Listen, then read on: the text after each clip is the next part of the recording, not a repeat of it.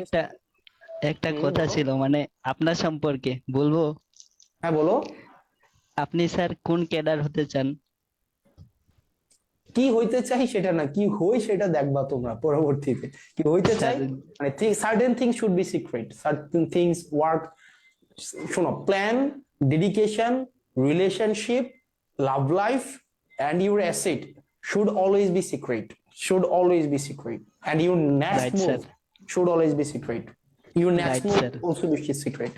So no one knows যে তুমি আমার প্ল্যান কি আছে, পরে কি হইতে যাচ্ছে, পরে মানুষ এটাকে জাজ করে, মানে হ্যাঁ খুব তো বলছিল, অথবা কি ও খুব তো ইয়া করছিল। সো কেন মানুষকে এই সুযোগটা দেওয়া উচিত বলো?